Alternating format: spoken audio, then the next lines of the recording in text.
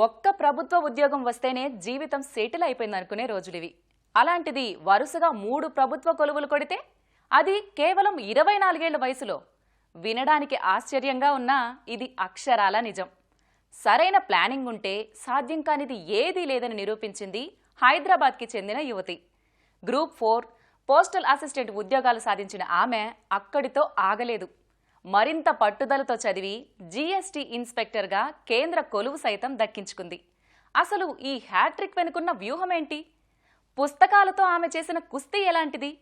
ఆ సక్సెస్ మంత్రాను నవనీస మాటల్లోనే విందాం. ప్రభుత్వ ఉద్యోగం సాధించడం అనేది నేటి యువతకు ఒక కళ.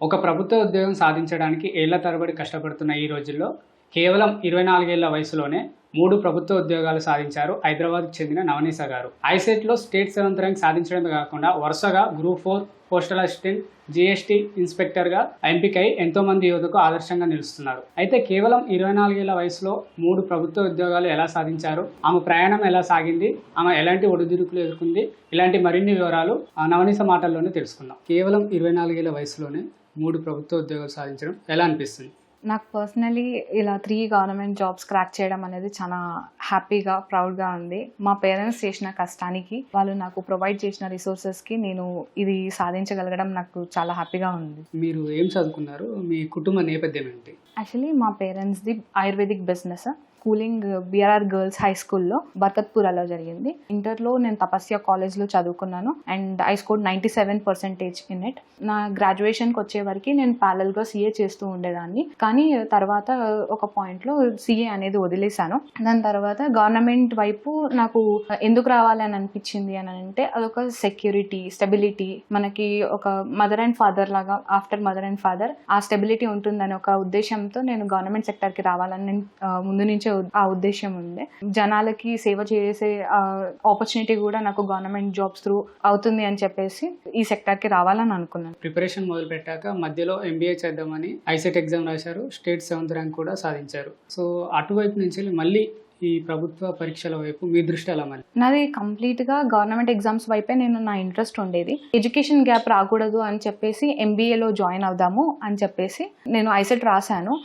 సడన్లీ నేను చూసుకుంటే స్టేట్ 7th ర్యాంక్ వచ్చింది. It was very surprising for me. అంత మంచి ఆపర్చునిటీ వచ్చినప్పుడు ట్రై చేద్దామని చెప్పేసి చూస్తే నాకు టాప్ మోస్ట్ నేను ఫస్ట్ ప్రయారిటీ పెట్టుకున్న ఉస్మానియా యూనివర్సిటీనే వచ్చేసింది. నాకు అక్కడ కేపీఎంజీలో కూడా జాబ్ వచ్చింది విత్ 6 LPA. నాకు అంత ఇంట్రెస్ట్ అనిపించలేదు. దాని తర్వాత గవర్నమెంట్ ఎగ్జామ్స్ వైపు మళ్ళీ వచ్చి ఆ స్టెబిలిటీ, సెక్యూరిటీతో ఉందామని చెప్పేసి మళ్ళీ నా ప్రిపరేషన్ స్టార్ట్ చేశాను.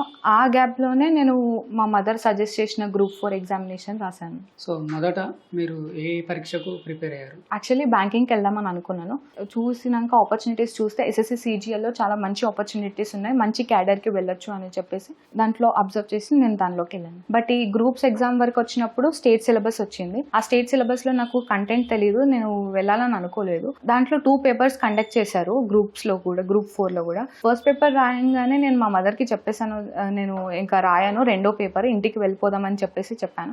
ఎంకరేజ్ చేస్తూ ఏం కాదు ఈ ఒక్క పేపర్ రాయని చెప్పేసి. సెకండ్ పేపర్ మ్యాథమెటిక్స్ ఉండడంతో మ్యాథ్స్ పేపర్ కంప్లీట్ అయ్యాక కాన్ఫిడెన్స్ వచ్చింది, ఆ గ్రూప్ 4ది కూడా అయిపోతుందని చెప్పేసి. మళ్ళీ ఒక 6 months 7 months తర్వాత రిజల్ట్ చూసుకుంటే నాది 5000 చేంజ్ ర్యాంక్ వచ్చి నాకు కమర్షియల్ ట్యాక్స్ డిపార్ట్మెంట్లో గ్రూప్ 4లో వచ్చింది.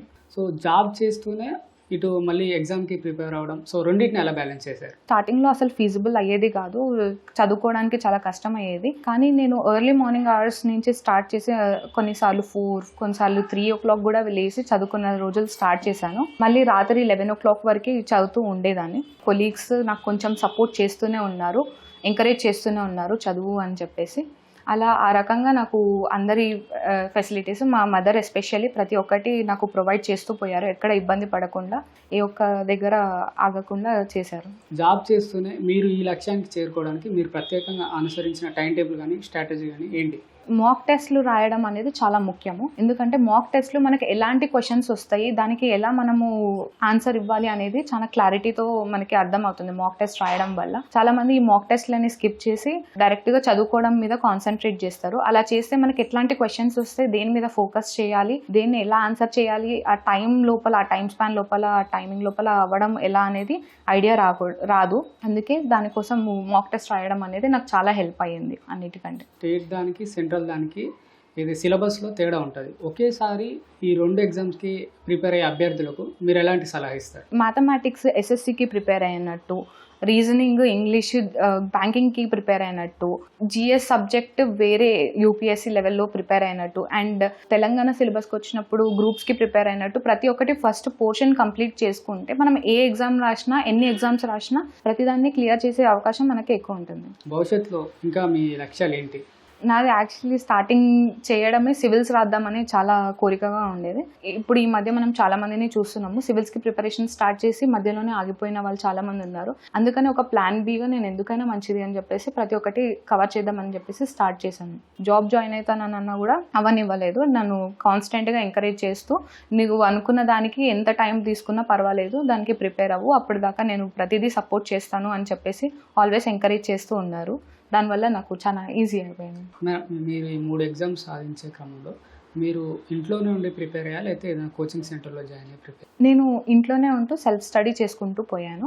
యూట్యూబ్లో డిఫరెంట్ రిసోర్సెస్ ఉంటాయి. మల్టిపుల్ సోర్సెస్కి వెళ్ళకండి. అలా చదవడంతో అటు అవ్వకుండా ఇటు అవ్వకుండా అవుతుంది. ఒక్క సోర్స్ని పట్టుకొని దాన్ని కాన్స్టెంట్గా ఒక టీచర్ని బిలీవ్ చేసి కంప్లీట్ పోర్షన్ని కంప్లీట్ చేసుకుంటే మాక్ టెస్ట్ రాస్తుండగా మనం ఇంప్రూవ్ అవుతూ వెళ్తాం. ఏళ్ల తరబడి ప్రభుత్వ ఉద్యోగాల కోసం ప్రిపేర్ అయ్యే అభ్యర్థులకు మీరు ఇచ్చే సలహా ఏంటి? డెడికేషన్ అండ్ కన్సిస్టెన్సీ అనేది చాలా ఇంపార్టెంట్. ఎస్పెషల్లీ మనము రిసోర్సెస్ మనం కరెక్ట్గా పిక్ చేసుకోవడం అనేది ఇంపార్టెంట్. ప్రతి ఒక్క సబ్జెక్ట్కి ఒకే సోర్స్ కాకుండా ఒక్కొక్క సబ్జెక్ట్కి ఒక్కొక్క సోర్స్ అన్నట్టు యూజ్ చేశాను. ఇలా డిఫరెంట్ సబ్జెక్ట్స్కి డిఫరెంట్ సోర్సెస్ని ఫాలో అవుతూ పోయాను. ఈ ఎగ్జామే కాకుండా ఏ ఎగ్జామ్ అయినా కానీ మార్క్స్ మనం కంటిన్యూస్గా రాస్తూ ఉంటే అది మనకి చాలా ఉపయోగపడుతుంది. 24 ఇయర్స్లోనే 3 గవర్నమెంట్ జాబ్స్ రావడం చాలా ప్రౌడ్గా ఫీల్ అవుతున్నాను. అంటే దీని వెనక ప్రతి ఒక్కటి ఈజీగా ఉంటుంది అనేది కాదు. గవర్నమెంట్ జాబ్స్ ఈ రోజుల్లో ఎంత కష్టమో తెలుసు, బట్ ప్రతిదీ కన్సిస్టెంట్గా తన డిసిప్లైన్గా చదివేది. గ్రాడ్యుయేషన్ చేస్తూ ఉండగానే తనకి ప్రిపేర్ అవ్వడానికి ట్రై చేసింది. ఆ ఎంబీఏ చేస్తుండగానే గ్రూప్ 4 నోటిఫికేషన్లో రాయడం వితౌట్ రిజర్వేషన్. తను మంచిగా కమర్షియల్ ట్యాక్స్లో జూనియర్ ట్యాక్స్గా పనిచేస్తుంది. చేస్తూనే కొంచెం ఆఫీస్కి వెళ్తూ నాకు ఎస్ఎస్సి సిజిఎల్ సెంట్రల్ చేయాలి అనుకుంది. సరే మళ్ళీ అటెంప్ట్ ఇచ్చింది. ఏగానే పోస్టల్ అసిస్టెంట్ వచ్చింది, జిఎస్టీ ఇన్స్పెక్టర్గా వచ్చింది. ఇట్స్ వెరీ ప్రౌడ్ మూమెంట్ తన కష్టానికి. బట్ దీని కష్టం వెనుక ప్రతి ఒక్కరి పేరెంట్స్ది ఉంటుంది, పిల్లలది ఉంటుంది. దానికి ఏంటంటే పిల్లలే సాక్రిఫైస్ అవ్వాలి. మాక్ టెస్ట్ అనేది చెప్పేది, అది రాసేది, దాని తర్వాత ఆఫీస్కి వెళ్ళి వచ్చేది, మళ్ళీ చదివేది. అలా ఒక కంటిన్యూస్గా ఫాలో అవుతూ నాకు ఎప్పటికప్పుడు ఇది చదివాను, ఇది చేశానంటే నాకు అప్పుడే హోప్ వచ్చింది. ఈ అమ్మాయి మంచి పొజిషన్లోకి వెళ్తుంది, మంచి ఇన్స్పిరేషన్గా ఉంటుంది. తను అనుకున్న డ్రీమ్ మాత్రం సక్సెస్ అయినందుకు వెరీ ప్రౌడ్ మూమెంట్ అండి. ప్రభుత్వ పరీక్షలకు ప్రిపేర్ అవుతున్న విద్యార్థులు ఒక సరైన క్రమంలో ఎగ్జామ్స్కి ప్రిపేర్ అయితే ప్రభుత్వ ఉద్యోగం సాధించడం చాలా సులభమని ఆమె చెప్తున్నారు. ప్రస్తుతం నవనీసా గారు జిఎస్టీ ఇన్స్పెక్టర్గా ఉన్నారు. అయితే భవిష్యత్తులో ఇంకా దీనికంటే పెద్ద ఉద్యోగం కూడా సాధిస్తానని ఆమె అయితే చెప్తున్నారు. కెమెరామెన్ అశోక్తో తిరుమలేష్, సిటీ న్యూస్, హైదరాబాద్.